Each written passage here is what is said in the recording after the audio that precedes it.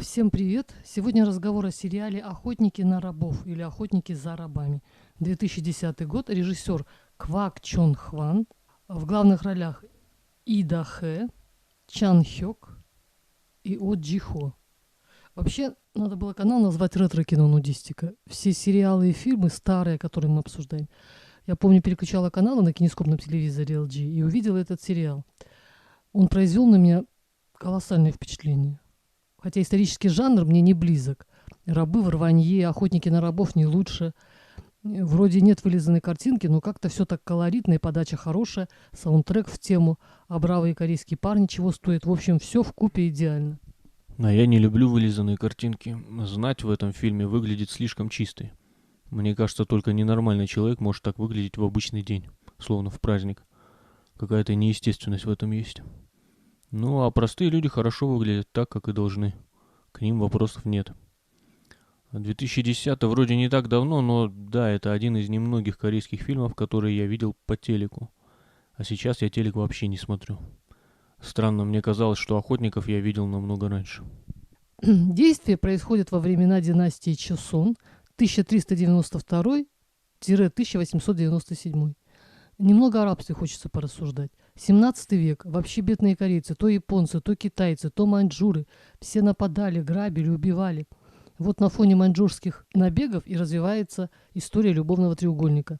Вроде сюжет не изобилует множеством параллельных историй или крутыми поворотами, но смотрится с интересом даже спустя 10 лет. Чужие набеги – дело понятное, всегда сильный сосед хочет поглотить слабого. Но внутри страны междоусобный распри, борьба за власть, зверское отношение элиты к своему народу делали Корею очень легкой добычей для соседей.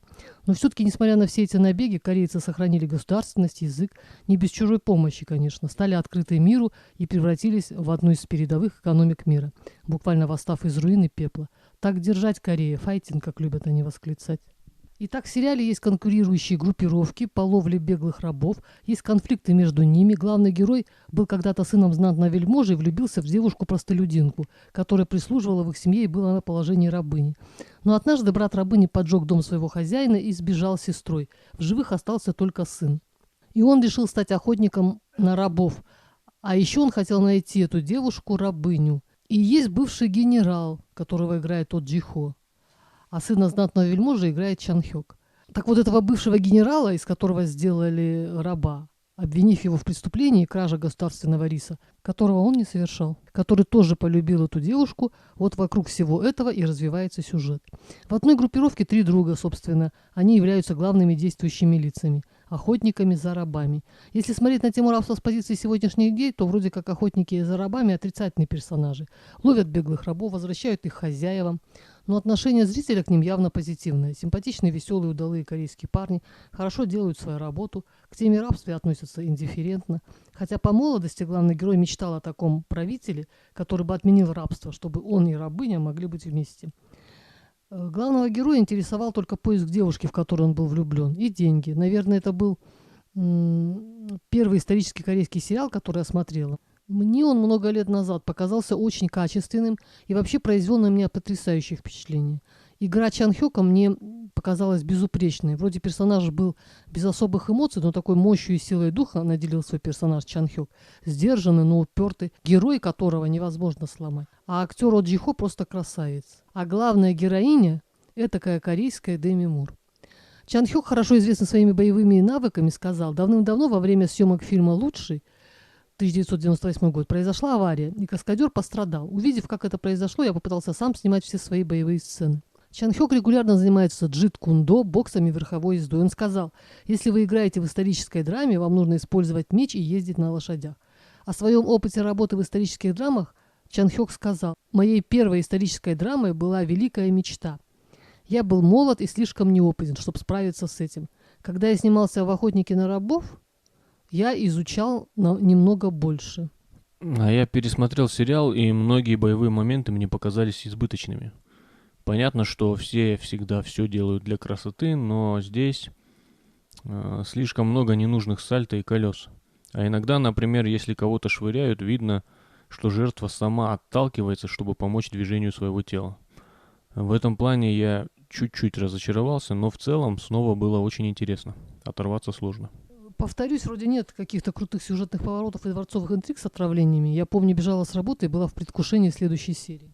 Бежала с работы. А у меня такое ощущение, что я смотрел по утрам. И как-то не всегда получалось. Вообще тогда в моей жизни творился какой-то хаос. Тем не менее, сюжет я довольно неплохо запомнил. Пересматривая, понял это. Параллельно развивается тема борьбы рабов за свою свободу, борьба за трон.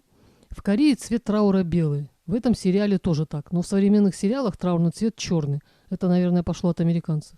Да, я тоже замечаю. Абсурдно выглядит. Это как платье невесты в хатико. Западные традиции в восточных фильмах режут глаз. В обзоре на Бали я сказала, ну не повезло нам с богатыми родителями. Ну, слава богу, с эпохой повезло. А то я с ужасом думаю, окажись мы с бедными родителями, да еще во времена Чосон, однозначно были бы рабами и лупили бы нас, как сидоровых коз. А я вспомнил российский сериал. Вот название забыл. Бабенкова там снимается. «Период крепостного права». Это, наверное, последнее, что я видел по телеку. И я все думаю, почему народы угнетают своих же. Понятно, когда военнопленные из других стран, когда из Африки рабов вывозили, но откуда берется такое отношение к своим? Почему богатым так хочется унижать бедных? Это ведь везде и всегда так. Все гоняются друг за другом, трудно понять, кто за белых, кто за красных. А женщины в неудобной одежде, особенно когда убегают, это вообще какое-то недоразумение. Тут вспоминается «Викинг», но там вообще непонятно, кто есть кто. Здесь одежда хотя бы очень по-разному выглядит, много классов задействовано. И в целом сориентироваться можно, хотя бы героев отличаешь друг от друга. Для меня трудности тут в политике, наверное. Трон этот, кто, зачем, куда, наследников травят, одни защищают, другие претендуют. Каша какая-то. Ну, может, для нас это каша, а корейцам, может, более понятно.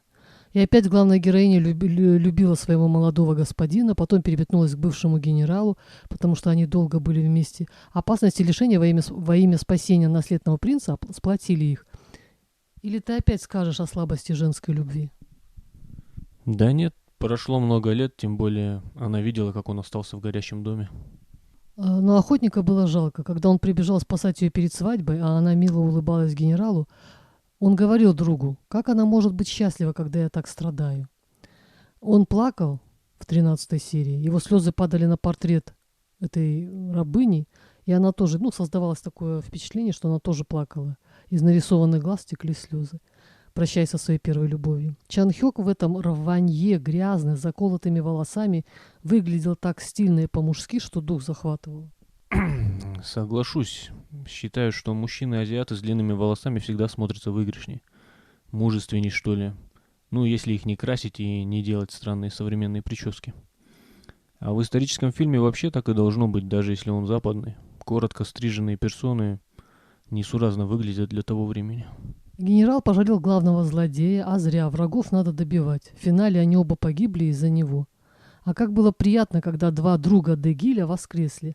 В финале фильма Дегиль переоценил свою жизнь. Он понял, что поимка беглых рабов – плохое занятие. Да, наверное, он всегда это понимал, просто он был одержим поисками возлюбленной рабыни. Когда главный злодей, муж ДЦПшницы, спросил Дегиля: «Зачем ты помогаешь Сон Тэха, этому генералу?» Тот отвечает: «Однажды он спас мне жизнь». И все? Нет, он сказал, что попытается изменить этот проклятый мир. Пусть изменит. И тогда таким, как мы, там не будет места. Хотелось бы остановиться на саундтреке. Мужской вокал, как у рокера, очень хорош. И вообще музыка была тщательно подобрана и прекрасно дополняла происходящее на экране. Был даже рэп. И хотелось еще сказать о заставке в начале серии. Силуэты всадников в широкополых шляпах и в тряпье просто шедеврально. И музыка в стиле мужского церковного песнопения тоже произвела хорошее впечатление. Да, совсем полностью согласен. Я с удовольствием пересмотрела сериал и ничуть не была разочарована. Жалко их всех. Когда умирающий Дегиль протянул руку, он хотел, наверное, удержать Уньон, я разрыдалась. Лучший исторический сериал. Нельзя угнетать кого-то до бесконечности. Рабы восстают. Кстати, в этом сериале есть сцена, которую я считаю чуть ли не лучшей в кинематографе в плане передачи эмоций и актерской игры. Когда главный герой ест и плачет из-за смерти своих друзей.